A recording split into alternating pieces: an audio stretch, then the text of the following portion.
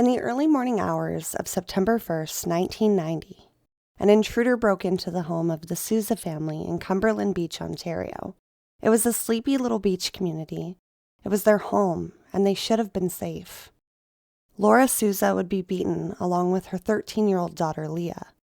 But Leah was then murdered. 36 years later, whoever is responsible has not been brought to justice for this horrific crime. But somebody knows something. So let's get into it.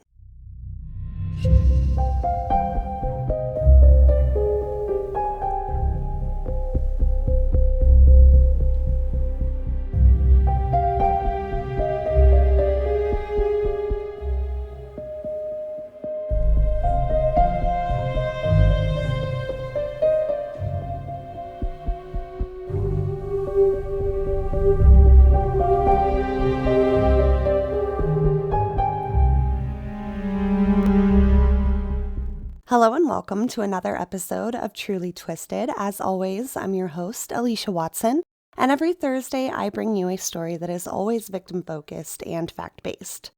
Now, welcome to Season 3. I owe you an explanation and an apology, though, for my absence last week, as this week's episode was actually supposed to be released then. But, coming back from CrimeCon Las Vegas, I was so sick that I couldn't even get out of bed to tell you guys that I was sick. So I hope that you are understanding of my extra week off if I got the chance to meet you at CrimeCon. It was so lovely to meet you. If I didn't, I hope I get to meet you next year. And while I was on break, I hope you enjoyed checking out my friends at Live Laugh Larceny and the show Secrets Beyond the Sacramento River. Now, before we jump into this week's episode, a quick reminder to please leave me 5 stars wherever you are listening now. It really is the best way to spread the word and help me reach new listeners. Plus, it means the world to me to know that you like what you're hearing. Today's story is a tough one. The victim was just 13 years old, and home invasions remain one of my biggest fears, as it can happen to literally any one of us. Our perpetrator did not know this family, but they did target them as being vulnerable. And I just want everyone listening to remember to say hi, watch out for your neighbors, your friends, pay attention to who does and doesn't live in your neighborhood, and always remember to lock your doors and windows. Leah Selena Sousa was born on June 7th, 1977 in Oakville, Ontario, to her mother Lora Sousa. For a long time, it was just the two of them until her baby brother came along. Leah's home was located on Beachview Avenue in Cumberland Beach, Ontario. It was a small community just an hour-and-a-half drive from Toronto, with her mother and her 9-year-old brother Michael. Her neighborhood was residential, but it was close to a lot of trees and greenery still, making it a more remote street. And it was close to the Amigo Beach on Lake Couchiching. On September 1st, 1990, Leah was enjoying the last little bit of her summer vacation, but she was certainly looking forward to school the following week. She was going to be entering the 8th grade, high school, and Lora remembers her daughter as being bubbly, having a great sense of humor, and being so kind. That evening, Leah had stayed up a little bit longer and ended up falling asleep on the living room couch. Her mom went to bed in her own room with her baby brother in his crib just a foot away. Sometime after 1 a.m., the glass on the back door of the Sousa home was broken, so the killer could reach in and unlock the door. Someone or someones entered Lora's room and savagely beat her until she was unconscious. Lora even tried to call 911, but her hand was broken and the phone was smashed. Michael was thankfully left unharmed in the same room, although his crib would be spattered in his mother's blood. Leah was believed to be the intended target. She was sexually assaulted and beaten, and then dragged into her backyard where she was violently murdered. She too had been beaten with what investigators believed to be a metal object, possibly a pipe or a tire iron. Absolutely devastating. The next day, Leah's best friend, Lisa, had tried calling her a few times that morning, and when she couldn't reach her, she decided to just bike over and see if Leah wanted to spend the day together. Lisa came over often and was used to going through the back door of the Sousa home, so she parked her bike and started walking up the porch to knock, when she saw her friend laying face down in the grass. She called her name, hoping that Leah was just goofing around, but the blood that was around her sunk in, and she knew that Leah was dead. She ran to a neighbor's house to call 911. It's likely that Lora saw her daughter's killer or killers, but she had been beaten so brutally that her memory from the evening was completely erased. Her skull was basically crushed, and she had to have a metal plate put in her head to reconstruct her head shape, essentially, and be able to protect her brain again. Lora had gone through great lengths to recover whatever memories were lost during hypnosis, being injected with truth serum, a mixture of sodium pentothal, and even visiting with experts on the brain.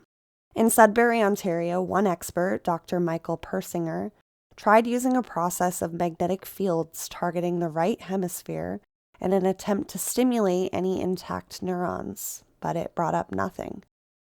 And she underwent this treatment several times. Despite the amount of blood left at the scene, investigators were not able to pull any foreign DNA or even recover a murder weapon. The only evidence left at the scene was a partial bloody shoe print from a Nike court or tennis shoe in either size 9 or 10. Investigators believe that the Sousa family was targeted because the killer knew that Lora was a single mother with a teenage daughter and an infant, and they would only have to take out one person to get to Leah. It's also likely that the killer knew this because they either live in or are from the Cumberland Beach area. According to an interview with CTV News, quote, "I strongly believe that there is somebody who still resides in the area who possesses the information that will help us solve this crime after 36 years. There is no time like the present to come forward with that information," end quote. And this was Detective Inspector Dave Robinson, who at the time was heading the investigation. There is no way that whoever did this did not leave with a considerable amount of blood on them, and to this day, no clothing items have ever been recovered. But somebody has to have seen something. It's haunting to picture whoever this was watching as Lora went to bed, waiting for Leah to fall asleep. This was the one place that they all should have been safe. Lora refuses to rest until the person responsible is behind bars. Her daughter has been robbed of an entire life, and she feels like a part of her died that day with her too. She says that she would give anything to remember who did this. Even though police have followed up on every lead, no one has ever been charged with Leah's murder. There is one man that is a particular person of interest, named Brian Elson. He was interviewed by police a few times, and a few months after Leah's murder, he was arrested for attacking and stabbing 17-year-old Sandra Bannister to death at a house party. His grandmother lived on Leah's street in Cumberland Beach, and investigators believe that he was in the neighborhood that night.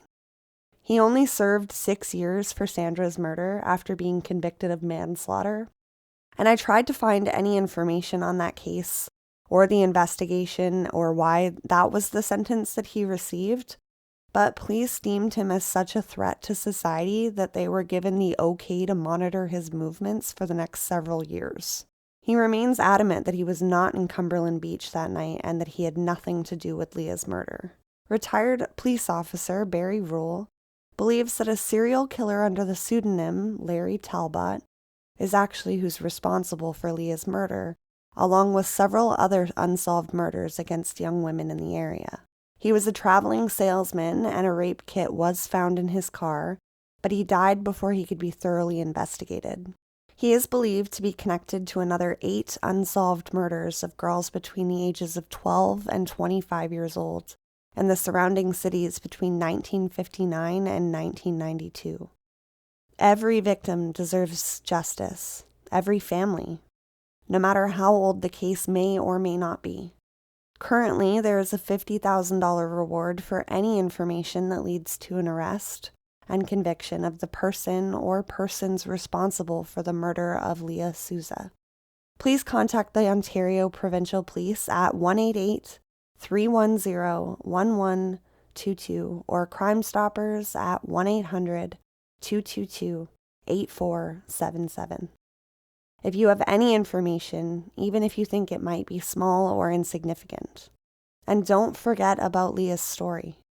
If you have the ability to help solve her case, please come forward.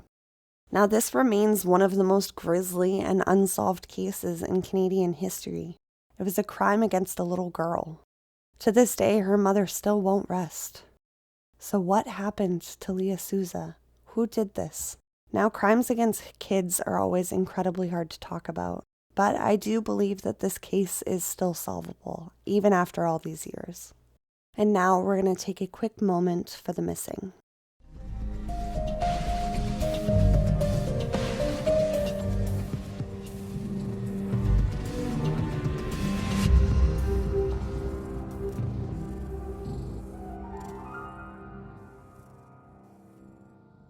Toronto police are looking for help looking for 14-year-old Casey. Casey was last seen on June 4th, 2026 at 8 a.m. in the Birchman Road and St. Clair Avenue East area. They're described as approximately 5'10" with a slim build and black hair. Casey was last seen wearing a black sweater, black sweatpants, silver running shoes, and transparent glasses. And police and family are extremely worried for their safety.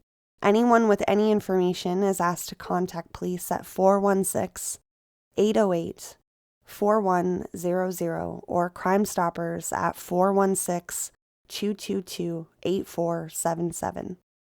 And I hope that you enjoyed this week's episode, and I will see you next week for a brand new episode. And in the meantime, remember, you are wanted, you are loved, and you deserve to be here. And I will see you next week.